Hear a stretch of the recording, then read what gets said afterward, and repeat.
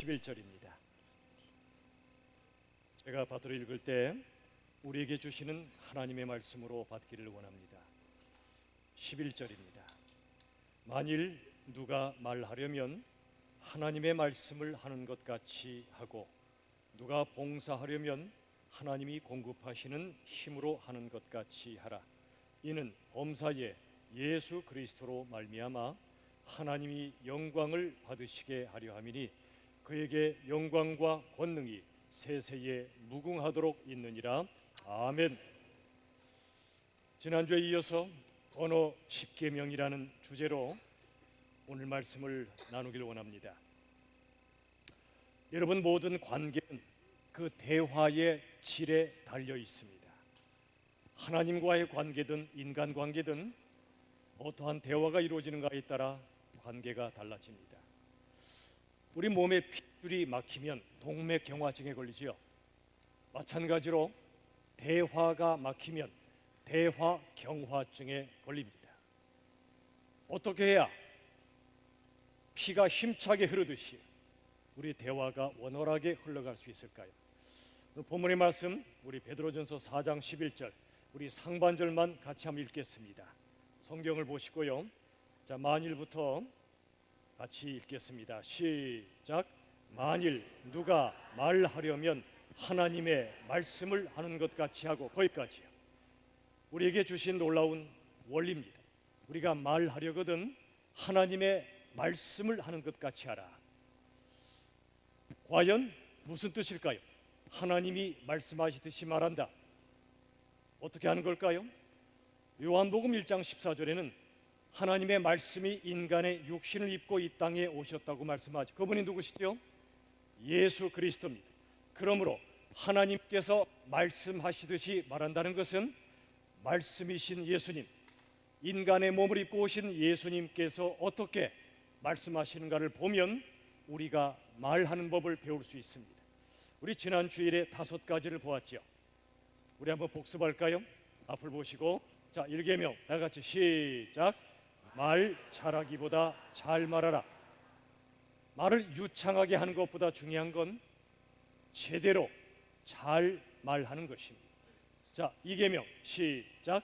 인격에 대한 신뢰와 존중으로 말하라. 그 사람이 어떠하든지 그의 인격은 존엄합니다. 그에 대한 신뢰와 존중으로 말해야 됩니다. 지난주 이런 말씀 드렸죠. 우리가 한 번의 권면을 누군가에게 하기 위해서는 적어도 3번의 격려를 먼저 하라고요. 저를 따라 합시다. 3번의 격려, 한 번의 권면. 여러분, 격려는 상대방의 인격에 대한 신뢰와 존중이 있을 때 가능합니다. 우리가 권면하는 것도 그를 돕고자 하는 거지만 그 이전에 그의 귀한 점, 그의 소중한 점을 먼저 최소한 3번 이상 격려하십시오. 그리고 나서야 내가 권면할 자격이 생기는 것입니다. 자, 3계명 다 같이 시작. 죽이는 말을 삼가고 살리는 말을 하라. 2가지의 언어가 있죠. 천국의 언어와 지옥의 언어가 있습니다. 천국의 언어는 사람을 살립니다. 힘을 실어줍니다. 그러나 지옥의 언어는 사람을 죽입니다. 힘을 빼버립니다. 내 말이 옳아도 상대방이 틀려도 그게 죽이는 말이 되면 안 됩니다. 살리는 말이 되어야 됩니다. 자, 4번 4계명 시작. 침묵보다 더 가치 있는 말만 하라. 침묵의 때와 말의 때가 있습니다. 그 2때를 분별해야 되겠죠. 침묵이 바탕에 깔리지 않은 말들은 소음에 불과합니다. 깊은 침묵, 묵상, 기다림의 시간이 있고 나서요, 그 다음에 나가는 말이 무게가 있고 깊이가 있고 사람을 살립니다. 그러므로 침묵보다 더 가치 있는 말만 하도록 우리가 애써야 됩니다. 자, 5번째 시작. 하나님의 은혜를 드러내며 말하라. 은혜가 무엇입니까? 말할 수 없이 죄와 허물이 많은 인생에게 그보다 더 크신 하나님의 사랑과 자비가, 하나님의 용서와 용납이 주어지는 것이 바로 은혜죠. 그러므로 우리들은 말할 때 내가 얼마나 죄인인가를 생각해야 됩니다. 내가 얼마나 부족한 존재인가를 먼저 생각해야 됩니다. 나 같은 죄인을 살리신 하나님의 은혜를 깊이 묵상하면 다른 사람에게 죄와 허물이 있어도 함부로 말하지 않습니다. 함부로 조언하지 않습니다. 함부로 그 사람 틀렸다 말하지 않습니다. 하나님의 깊으신 은혜, 우리의 생각보다 더 큰 죄인인데 우리의 바람보다 더 큰 사랑을 부어주시는 은혜가 우리의 말 속에 드러나야 합니다. 자, 오늘 6번째 6계명 같이 읽겠습니다. 시작. 말하고 싶어하는 것을 경청하라. 여러분, 언어에 있어서 참으로 중요한 것이 경청입니다. 근데 뭘 경청하라고요? 말하고 싶어하는 것. 상대방이 정말 말하고 싶어하는 걸 경청할 줄 알아야 됩니다. 여러분, 하나님은 경청의 하나님이세요. 우리의 소리, 우리의 신음소리에 깊이 경청해 주시는 하나님이세요. 출애굽기 3장 7절 우리 같이 읽겠습니다. 시작.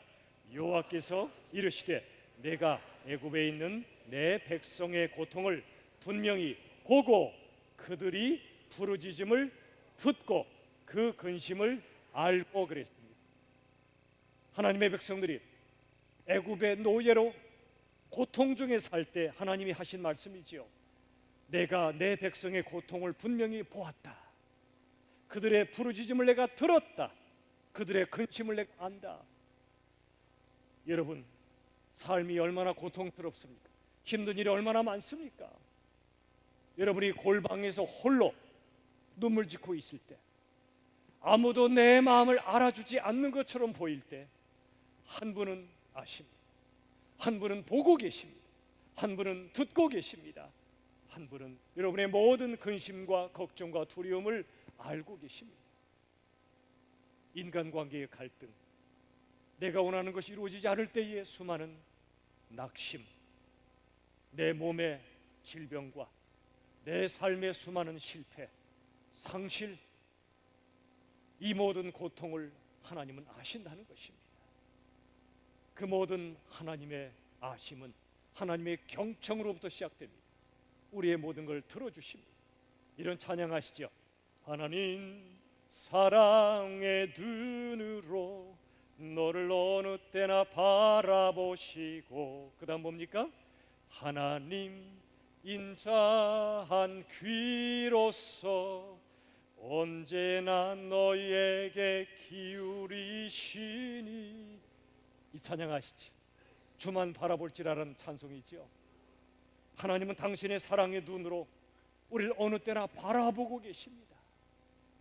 하나님의 인자한 귀로서 언제나 우리에게 기울이고 계십니다. 이게 하나님의 경청이십니다. 우리가 하나님의 자녀라면 우리도 하나님처럼 우리가 만나는 다른 사람들의 말에 깊이 경청해야 합니다. 야고보서 1장 19절 같이 읽겠습니다. 다 같이 시작. 내 사랑하는 형제들아, 듣기는 속히 하고 말하기는 더디하며 성내기도 더디하라. 우리들 거꾸로 살고 있지 않나요? 듣기는 더디하고 말하기는 속히 하며 성내기는 더 빨리 하는. 자, 우리가 듣는 것은 완행열차고 말하는 것은 급행열차다. 그러면 돼요, 안 돼요? 안 돼요. 거꾸로 해야죠. 듣는 것은 급행열차로 듣고요, 말하는 것은요 완행열차로 말해야 되겠죠. 거꾸로 뒤집어지면 안 됩니다. 더군다나 성내기는, 화내는 것은 완행열차도 아니에요. 여러분, 살다 보면 성이 나죠, 그죠? 성이 납니다. 그러나 성내면 안 됩니다. 우리도 사람인지라 누군가 미울 수 있어요. 그러나 미워하면 안 됩니다. 미움은 감정입니다. 솔직한 감정, 말릴 수 없는 거예요. 화나는 것도 마찬가지입니다.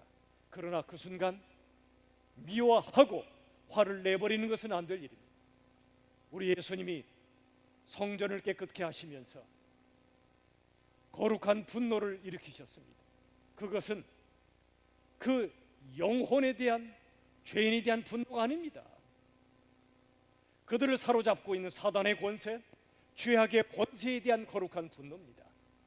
우리가 예수님을 허투루 흉내내서는 안 됩니다. 예수님은 죄가 없으십니다. 우린 죄가 너무나 많습니다. 그러므로 우리가 예수님인 것처럼 함부로 다른 사람에게 화내서는 안 됩니다. 누가 잘못하거든 아픔으로 기도하고 그에게 진심으로 우리 하나님의 말씀을 전해주고 함께 우리 주님의 이끄심을 함께 따라가는 것, 이게 우리가 할 일입니다. 화는 납니다. 그러나 화내지 마십시오. 성은 납니다. 성내지 마십시오. 밉습니다. 그러나 미워하지 마십시오. 가장 그 출발점이 뭐지요? 말하기는 천천히 하고 듣기는 빨리 하는 것입니다. 이게 바로 귀한 일입니다. 저를 따라합시다. 말하기는 완행열차, 듣기는 뭡니까? 급행열차를 타십시오. 여러분, 그런데요, 우리 귀가 세 가지의 기관으로 이루어져 있어요. 내이, 안쪽 귀와 중이, 가운데 쪽 귀와 외이, 바깥쪽 귀, 이 세 가지 귀로 구성되어 있습니다. 경청도 똑같아요. 세 가지를 들을 수 있을 때 비로소 진정한 경청이 일어납니다. 첫 번째는 외이처럼 그가 상대방이 지금 말하고 있는 것을 잘 경청해야 됩니다. 우리가 동문서답하면 안 돼요. 그가 지금 뭘 말하고 있는가를 귀 기울여 들어줘야 합니다. 두 번째는 그가 지금 말하고 싶어 하지 않는 것도 분별할 줄 알아야 됩니다. 예를 들어 우리 자식이 학교에서 오늘 시험 성적이 나온 날이에요. 성적은 안 봐도 비디오예요. 우리 자녀의 얼굴 표정을 보면 알아요. 오늘 성적이 잘 나왔으면 얼굴이 밝아요. 엄마 하면서 들어와요. 그런데 성적이 죽을 쏘으면 엄마 하며 들어와요. 굳이 거기다 대고 몇 점 맞아서 물을 필요가 없어요. 그때는요, 묻지 마시고 이 아이가 가장 좋아하는 음식을 정성껏 해주세요. 지금 말하고 싶어 하지 않는 걸 묻지 마세요. 때가 되면 다 말하게 돼 있어요. 세 번째는 상대방이 지금 말하진 않지만 정말로 말하고 싶어 하는 것을 들어줄 수 있어야 돼요. 어렵지요? 우리가 여기까지 가야 됩니다. 차마 말은 못하지만 그의 눈빛을 보면 지금 뭐라고 말하고 싶은 게 분명하잖아요. 그런 때 들어줘야 됩니다. 정말 말하고 싶어 하는 게 뭔가를. 세 가지 우리 기억합시다. 지금 말하고 있는 것, 지금 말하고 싶어 하지 않는 것, 정말로 말하고 싶은 것. 이 세 가지를 들을 수 있을 때 그게 성숙한 경청이 됩니다. 자, 7계명 다 같이 읽겠습니다. 7번째, 다 같이 시작. 마음에 머물러 공감하라. 여러분, 상대방의 마음에 머물러 주고 계신 때가 얼마나 되시나요? 요한복음 4장에서 우리 예수님이 사마리아 음가 여인을 만나셨지요. 이 여인에게 남편이 몇 명이었죠? 무려 6명이었어요. 예수님이 물으셨죠. 네 남편 어디 있냐? 저 남편 없는데요. 그랬더니 예수님이 뭐라고 그러셨죠? 너 똑바로 살아. 6명의 남자를 갈아치우며 살다니 그건 제대로 사는 거 아니잖아 라고 말씀하셨습니까? 아니에요. 네 말이 옳다고 말씀하셨어요. 네 말이 옳다. 네가 지금 남편 없다고 말하는데 맞지? 너랑 지금 함께 사는 남자도 진정한 남편이 아니지. 네 말이 참되구나. 공감해 주셨어요. 긍정해 주셨어요. 그런 다음에 이 여인을 구원으로 이끌어 가십니다. 예수님께로 인도해 가십니다. 이게 공감이에요. 공감은 마음을 살립니다. 인생을 살립니다. 마치 심폐소생술과 같습니다. 공감은 상대방의 입장에 서주는 겁니다. 내 입장으로 상대방을 끌어오지 않고 상대방의 입장, 그의 마음은 어떨까? 그의 상황은 어떨까? 그의 사정은 어떨까? 생각해 주는 겁니다. 공감은 상대방의 마음 깊숙한 곳에 내가 머물러 주는 겁니다. 요즘 너무 동영상 문화가 많은 것 같아요. 동영상도 필요하지요. 유익합니다. 그러나 동영상은 흘러갑니다. 움직일 동 흘러가 버리다 보니까 그 안에 머무를 시간이 별로 없어요. 저는 동영상 보는 시간보다 책 보는 시간이 훨씬 더 많아야 된다고 생각합니다. 책은 글자가 머물러 있어요. 묵상할 수가 있어요. 이 안에 깊이 내가 들어갈 수 있어요. 그래야 깊은 생각이 탄생합니다. 깊은 사상이 생겨요. 하나님의 말씀의 진리가 내 안에 머물기 시작해요. 마찬가지로 우리가 누군가 대화할 때 그 사람의 마음에 내가 머물러 주는 훈련을 해야 됩니다. 안 그러면 우리가 너무나 쉽게 말해버리기 쉽습니다. 여러분, 다른 사람 만나실 때 공격을 주로 하십니까? 공감을 주로 하십니까? 공격에 공감해요. 저를 따라합시다. 다 함께 공격하지 말고 공감하라. 옆 사람에게 우리 고백합시다. 당신을 공격하지 않고 공감하겠습니다. 시작. 당신을 공격하지 않고. 말은 잘하지요. 우리가 말은 잘하는데 공감은 1, 공격은 9 그러지 않습니까? 우리가 죄인이라 그래요. 죄인이라. 남의 좋은 점은 잘 안 보여요. 안 좋은 점은 기가 막히게 보여요. 그냥. 여러분, 얼마 전에 긍정에 대해서 말씀드렸죠. 긍정이 뭐죠? 저를 따라 합시다. 긍정은 그대로 인정하는 거다. 그가 잘했고 잘못했고 좋고 싫고는 그 다음 문제예요. 일단 그 사람의 모습을 긍정해 준다는 것은 그대로 인정해 주는 겁니다. 그 사람이 지금 어떤 말을 하든 어떤 상태에 있든 일단은 그대로 인정하고 그 다음에 대화를 풀어가야 됩니다. 마음에 머물러 공감해 주고 그대로 인정하며 긍정해 줄 때 비로소 진정한 대화가 이루어집니다. 8번째, 8계명 시작. 능동적 자기 표현으로 말하라. 여러분, 자기 표현에는 3가지가 있어요.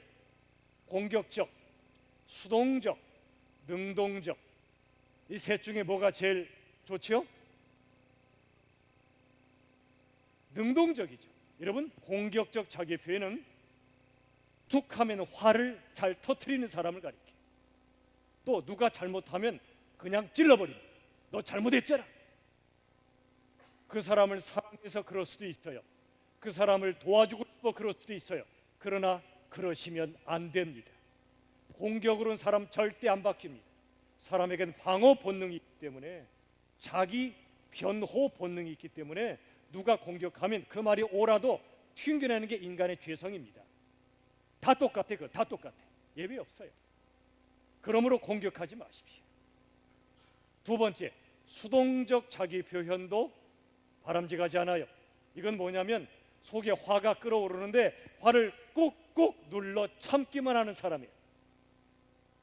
억지로 참기만 하면 큰일 납니다. 여러분, 우리 안에 몸 안에 NK 세포가 있죠. NK 세포가 뭐죠? NK 노스 코리아입니까? NK가 뭐예요?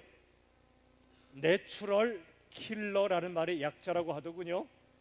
우리 안에 자연스럽게 암세포를 킬러, 죽이는 세포라고 말합니다. 그런데 언제 이 NK 세포가 죽냐면 화를 꾹꾹 눌러 참기만 할 때 많이 죽는다고 그래요. 속으로 썩어버리는 겁니다. 그러면 안 됩니다. 그럼 어떻게 해야 될까요?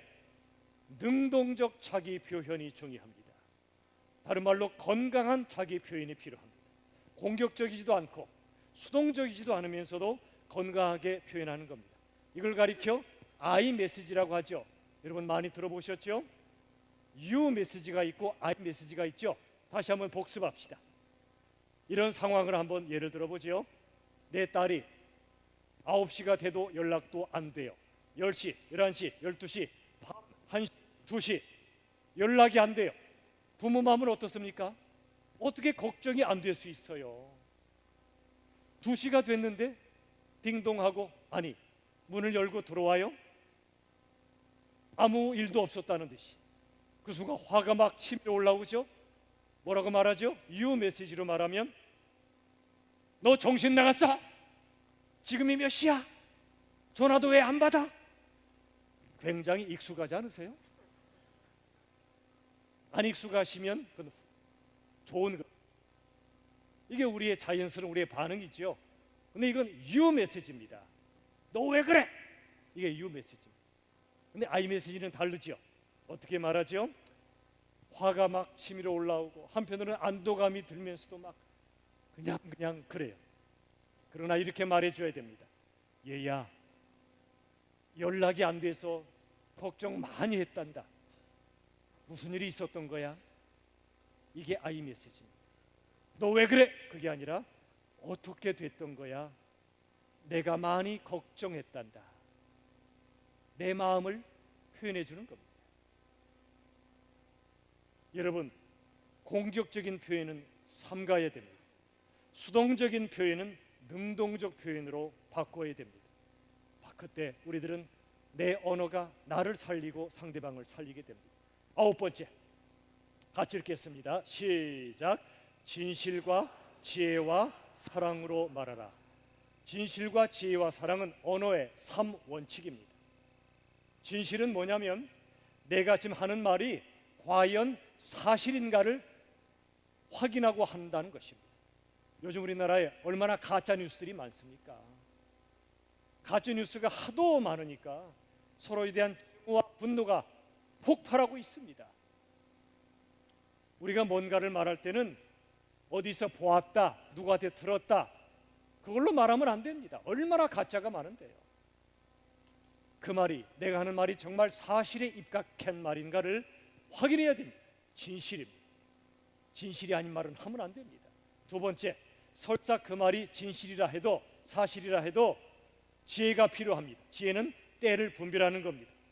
내가 지금 말하는 것이 정말 필요한가, 말할 때인가를 분별해야 됩니다. 안 그러면 침묵해야 됩니다. 지혜입니다. 세 번째는 사랑입니다. 사랑은 내 말이 정말 친절한가를 생각해야 됩니다. 설사 상대방이 잘못했어도 친절함과 온유함을 잃어서는 절대로 안 됩니다. 한 아이가 있었습니다. 말을 심하게 더듬었습니다. 말하려고 그러면 그러니까 자꾸 말을 더듬어요. 그 부모 마음이 속상해요. 말 좀 똑바로 해, 못 알아듣겠잖아, 왜 그렇게 말해? 라고 하면 안 됩니다. 그럼 아이가 더 주눅 들어버립니다. 더 심해집니다, 증상이. 그런데 이 아이의 엄마가 어떻게 말씀했냐면요, 들어보세요. 얘야, 네가 말이야 너무 뛰어나서 그래. 너의 혀가, 너의 똑똑한 머리를 따라가지 못하기 때문에 말이 힘든 거야. 맞는 얘기예요. 말을 더듬는 사람들은요, 생각이 빨라요. 근데 혀가 늦거든요. 그러다 보니 더듬는 거예요. 너는 네가 뛰어나서 그런 거야. 너의 혀가 너의 똑똑한 머리를 쫓아가지 못해서 그런 거야. 일단 자신감을 심어줍니다. 그 다음에 방향을 제시하죠. 얘야, 너무 서둘러 말하지 말고 생각날 때 한 번 더 생각하고 천천히 말해보지 않겠니? 정중하게 따뜻하게 제안합니다. 그럼 이 아이가요, 뭔가 말하고 싶은데 생각이 너무 빠를 때는 더듬었죠. 그래 이랬다가 이 아이가요, 천천히 생각하며 말합니다. 제 생각은요, 이러면서 천천히 말합니다. 이러다가 이 아이의 더듬거리던 그게 고쳐졌다는 거예요. 이 아이가 누구냐면 잭 웰치라고 하는 사람입니다. 이 잭 웰치는 세계적인 기업인 제너럴 일렉트릭이라는 회사의 CEO입니다. 어릴 적에 엄마의 그 지혜롭고 따뜻한 가르침 덕분에 자신의 언어의 모든 연약함이 치유되고 이 땅의 모든 사람들, 고난받는 사람들, 연약한 사람들을 가슴으로 품기 시작했고 직원들을 행복하게 만들고 고객들을 행복하게 만들어요. 이 회사가 안 될 수가 없어요. 고난이 찾아와도 이겨냅니다. 그 밑바닥엔 어머니의 지혜와 사랑이 있었던 겁니다. 진실과 지혜와 사랑입니다. 여러분, 어떤 경우에도 속단해서 말해서는 안 됩니다. 상대방의 생각을, 의도를 속단하고 말하면 절대 안 됩니다. 보이는 대로 믿어서도 안 되고 들리는 대로 말해서도 안 됩니다. 저는요, 칭찬이나 지적도 굉장히 지혜로워야 된다고 믿습니다. 우리가요, 누군가의 장점을 칭찬할 때 때로는 상대방의 장점이 오히려 걸림돌이 될 수 있고요, 내가 지적하는 상대방의 단점이 오히려 인생의 디딤돌이 될 수도 있어요. 무슨 말일까요? 상대방의 장점처럼 보이는 게 오히려 그 사람의 발목을 잡을 수 있고요, 그 사람의 단점처럼 보이는 게 오히려 그 사람의 잠재력인 때가 참 많아요. 예를 들어 이런 겁니다. 누가 장점이 있는데 말을 너무 잘해, 유창하게 말해. 그 사람은요, 유창한 말 때문에 인생이 어려워질 수 있습니다. 깊이 생각하지 않고 자신의 말빨을 의지하는 그 사람은 교만에 빠지기 쉽고 말의 실수를 크게 하게 돼 있습니다. 장점이 오히려 발목을 잡을 수 있고요, 반대로 단점처럼 보이는 게 오히려 그 사람의 잠재력일 수가 있어요. 이런 말씀 드렸죠. 우리들 아이들 중에 예를 들어서 학교에 빨리 가야 되는데 꿈을 꿔래. 꿈을 대면 뭐 마음이 어떻죠? 속 터지죠. 속 터지죠. 걱정되죠. 이 아이가 이렇게 살다 어떡하지? 그런데 어느 날 그 부모가 놀라운 걸 발견한 거예요. 이 아이의 꿈을 대는 단점이 오히려 이 아이의 잠재력이 된 겁니다. 잠재력. 어떻게 해요? 이 아이가 꿈을 대는 것이 실은 느긋함이었으면, 느긋함. 너무나도 조급한 이 시대에 이 아이가 가진 느긋함은 엄청난 정신적 자산이었던 겁니다.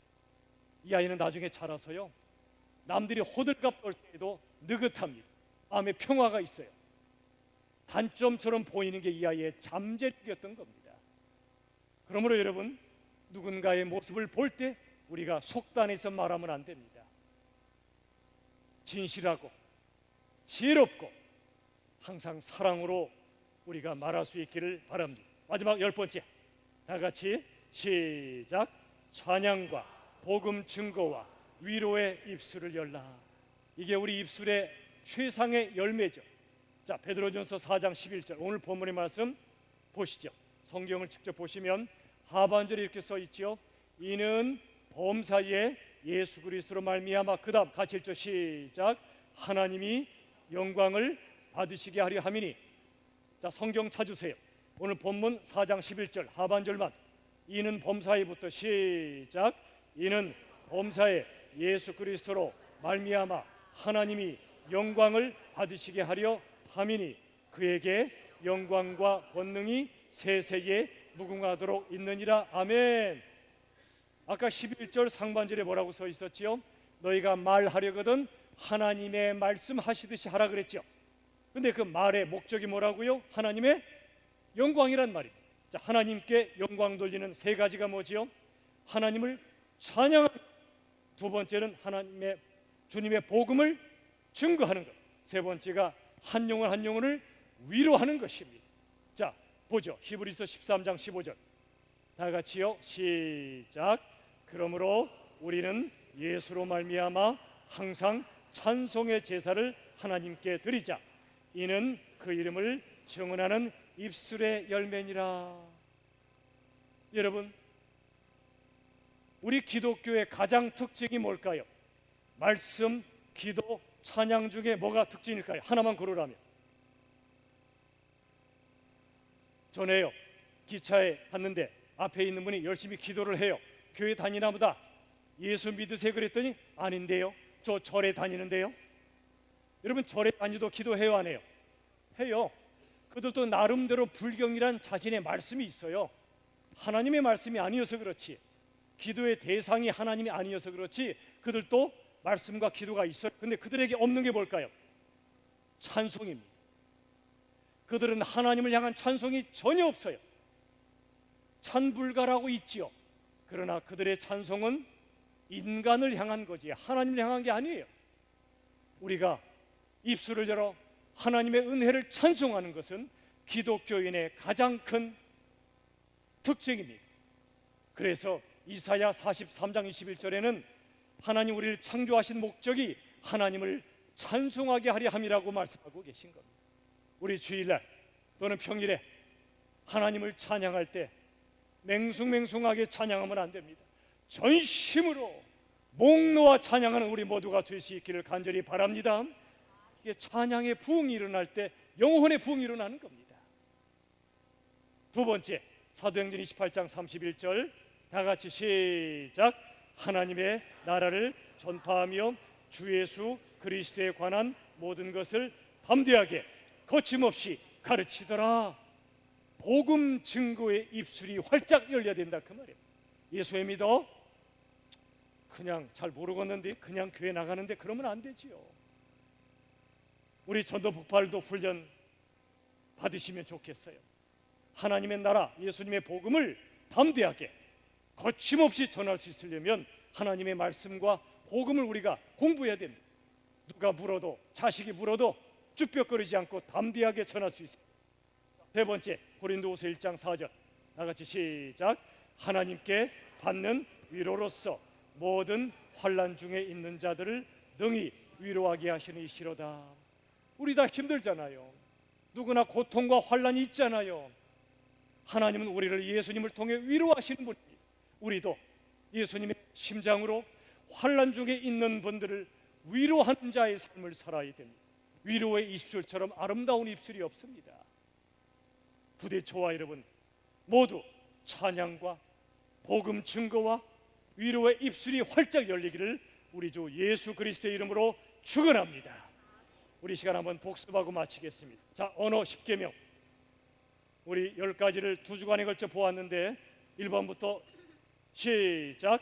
말 잘하기보다 잘 말하라. 2번 인격에 대한 신뢰와 존중으로 말하라. 3번 죽이는 말을 삼가고 살리는 말을 하라. 4번 침묵보다 더 가치 있는 말만 하라. 5번 하나님의 은혜를 드러내며 말하라. 6번 말하고 싶어하는 것을 경청하라. 7번 마음에 머물러 공감하라. 8번 능동적 자기 표현으로 말하라. 9번 진실과 지혜와 사랑으로 말하라. 10번 찬양과 복음 증거와 위로의 입술을 열라. 아멘입니까? 주보 2페이지에 정리해드렸으니까 필요하시면 붙여놓으세요. 때에 따라 점검하십시오. 그리하면 여러분의 가정과 교회와 토와 우리 삶이 행복하며 행복을 주는 아름다운 모든 삶이 될 줄로 믿습니다. 아멘. 기도합시다. 하나님은 말씀하시는 하나님이십니다. 우리도 하나님이 말씀하시듯이 우리 예수님처럼 말할 수 있도록 우리를 붙잡아 주시옵소서. 우리 교회가, 우리 가정들이, 우리 모든 삶의 현장 참으로 은혜롭고 아름다운 말, 천국의 언어가 넘치도록 우리의 모든 삶을, 공동체를 주장하여 주시옵소서. 예수님의 이름으로 간절히 기도하옵나이다. 아멘.